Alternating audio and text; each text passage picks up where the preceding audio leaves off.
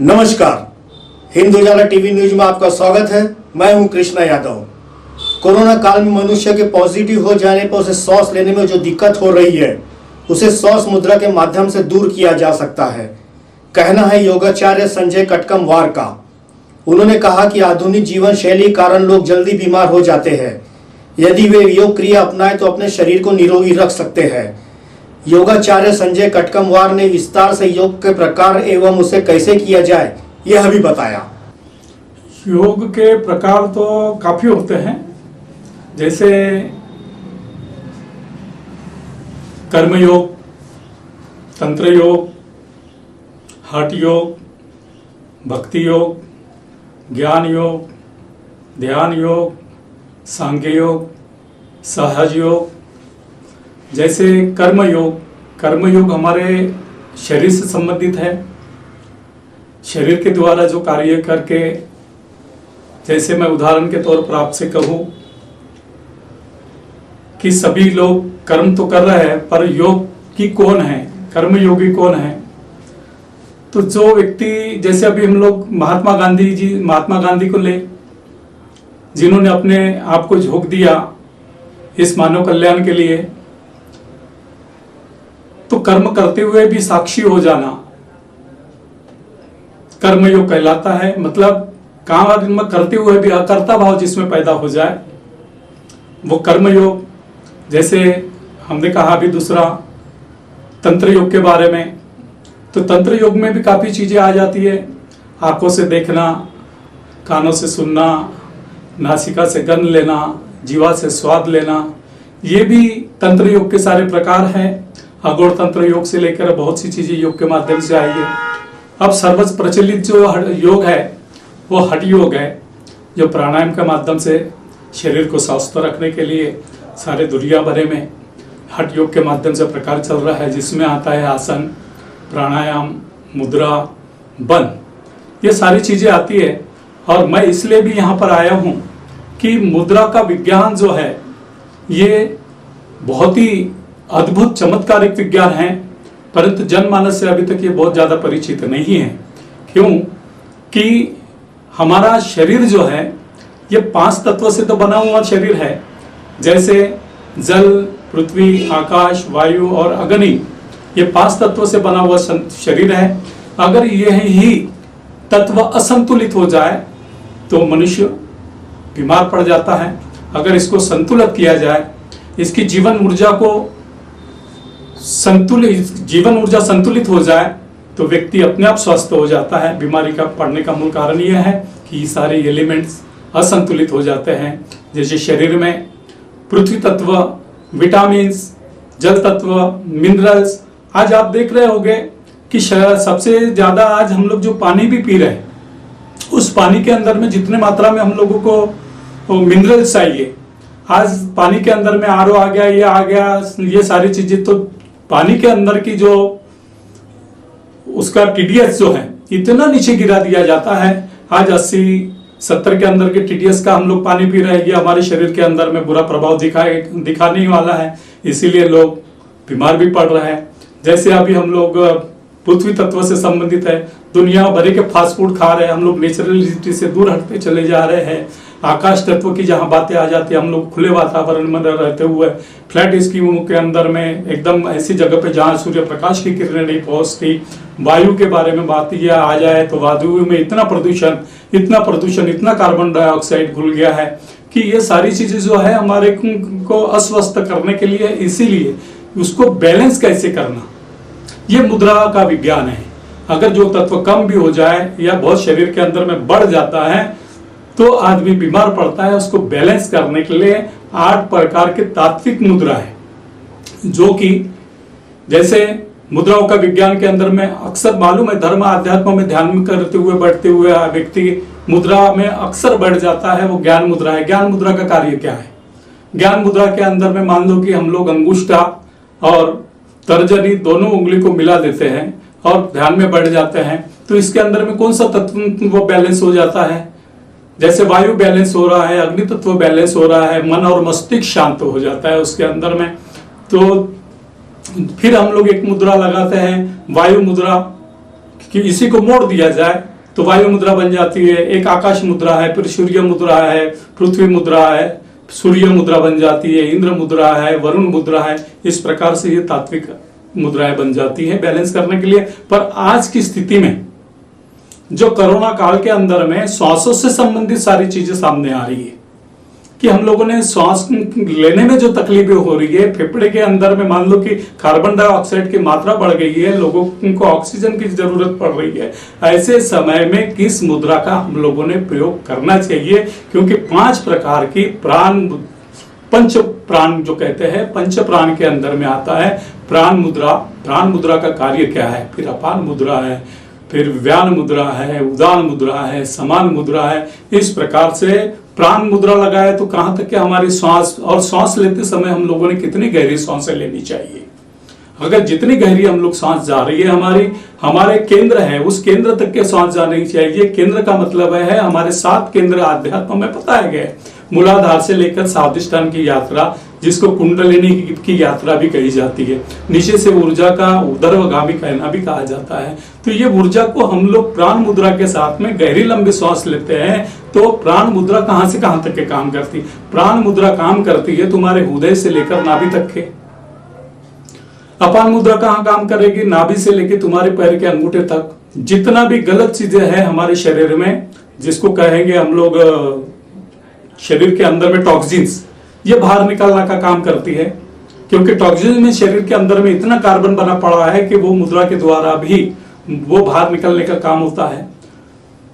फिर आता है हम लोगों की व्यान मुद्रा। व्यान मुद्रा का काम है कि ऑक्सीजन को ब्लड के माध्यम से संपूर्ण शरीर के अंदर में सप्लाई करना।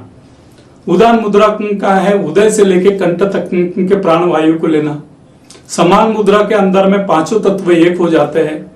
अगर मेरा कहना यह है, पड़ रहा है इसमें कि अगर हम लोग समान मुद्रा लगाते हैं और जहां भी पेन हो रहा है फेफड़े के अंदर, तो बाया हाथ अपने बाएं फेफड़े पर रखा जाना चाहिए और दाया दाएं के ऊपर रखने से भी हमारे शरीर के अंदर में उंगलियों के माध्यम से लेजर किरणें निकल रही है। वो लेजर किरणें भी हमारे हार्ट तक के पहुंचती है, हमारे फेफड़े तक के पहुंचती है, उसको शुद्ध करने का काम। पर सबसे बड़ी बात यह है कि श्वासों को लेना कैसे, ये इसकी विशेष बात है। क्योंकि व्यक्ति बहुत सांस भी ले रहा होगा तो सिर्फ अपने फेफड़े तक के ही सांस ले रहा है। बहुत गहरी लंबी सांस लेना, गहरी लंबी सांस को कैसे रोकना, क्योंकि इसके भी प्रकार है। जैसे रेशन करना, सांस को छोड़ना, पूरक, रोकना, कुंभक, अंतर कुंभक, बहिर्कुंभक, किस प्रकार से सांसों को वायु के साथ में प्राण ऊर्जा को अपने भीतर में रोकना है हम लोगों को। इस प्रकार से ये सारी है ऊर्जा काम कर रही है।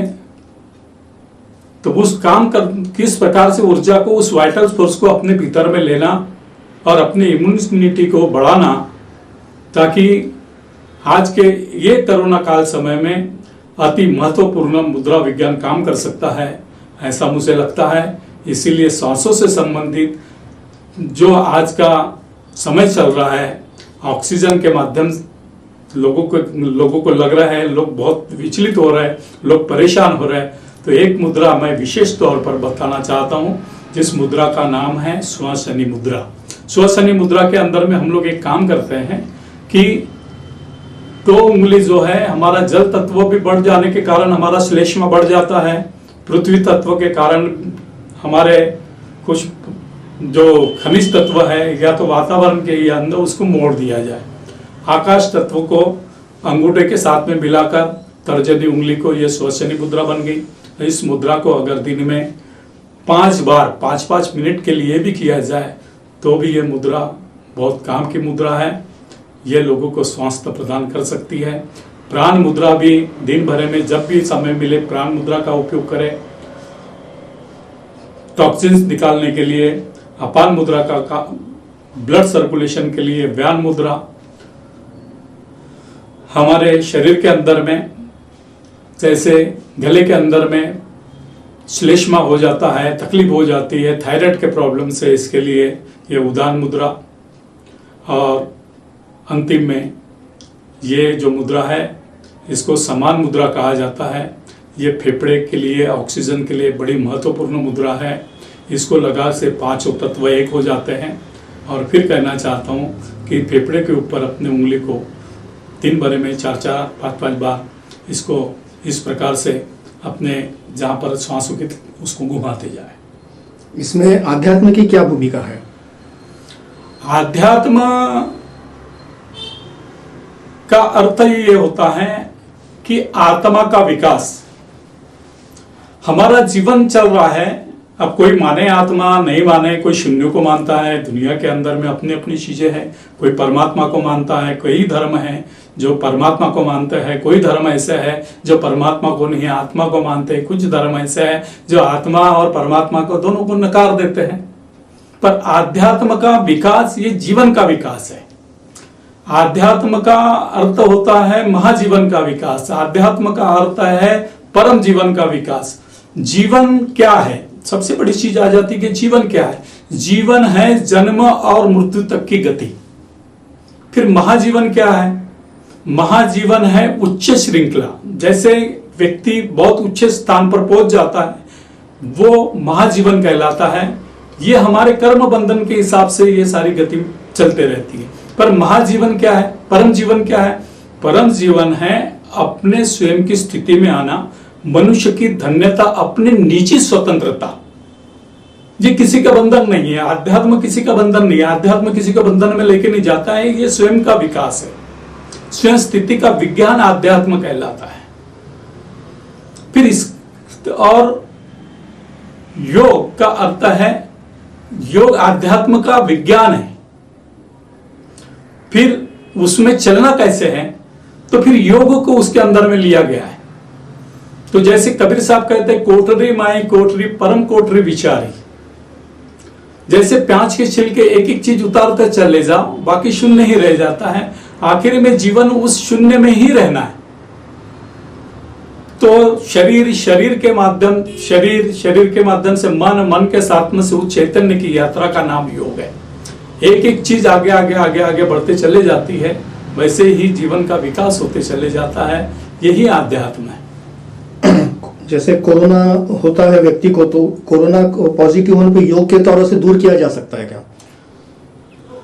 अब ये योग के माध्यम से ऐसा ही, अभी कोरोना काल के अंदर में जो व्यक्ति आसन प्राणायाम ये सतत जिसके जीवन में चल रहा है, उसके ऊपर उसका वाइटल फोर्स बढ़ा हुआ है। उसमें अचानक वायरस का हमला नहीं हो सकता, क्योंकि उसके साधना काल के कारण उसका एक औरा मंडल तैयार हो जाता है। उसके अंदर में कोई भी प्रवेश नहीं कर सकता ऐसा वायरस।